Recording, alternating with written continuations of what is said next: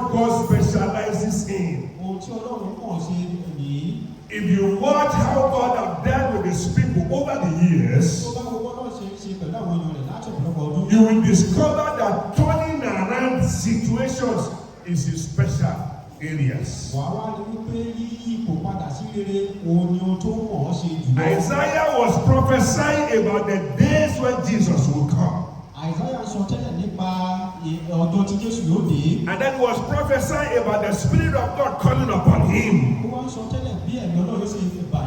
And how God was going to use him to turn things around. In Isaiah chapter 61, I picked verse 3. To appoint unto them that mourn in Zion, to give unto them beauty for ashes. That is a turnaround. The oil of joy for money. That's a turnaround. The garment of praise for the spirit of heaviness. That's a turnaround. That they may be called trees of righteousness, the planting of the Lord, that he might be glorified.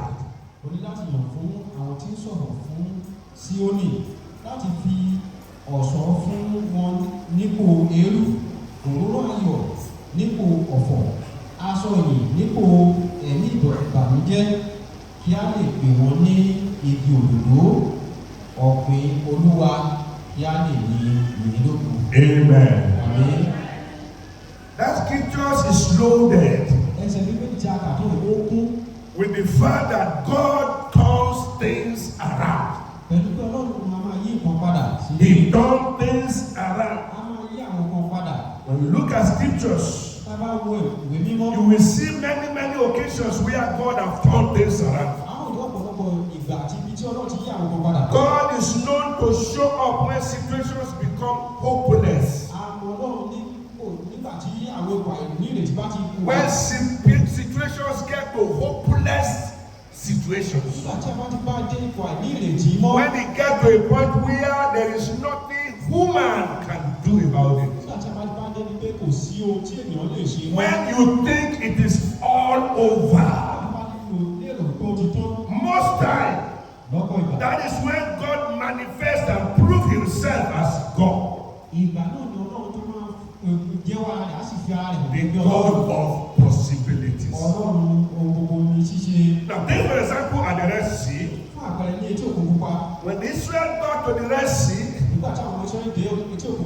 they thought that they have gotten to the end of the road. They thought that at the Red Sea it was all over. There was no hope of going forward. Going backward was dangerous. There was nowhere to run to. They thought they have come to the end of the road. But God showed up and turned things around.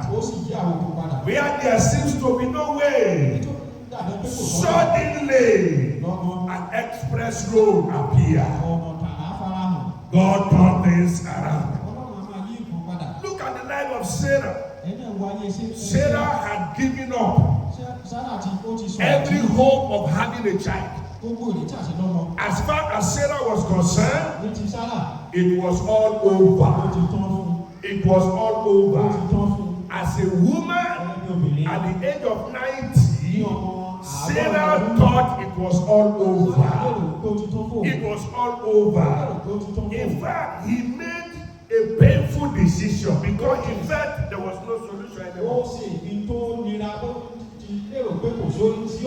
There is no woman. There is no woman who will be pleased for her husband to go and have an affair with the maids in the house. But Sarah was the one who suggested that.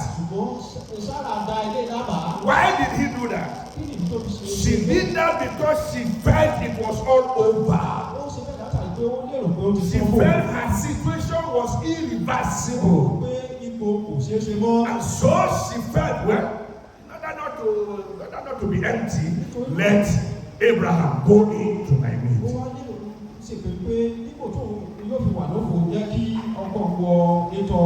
She did not know the power of this God that has the ability to turn things around.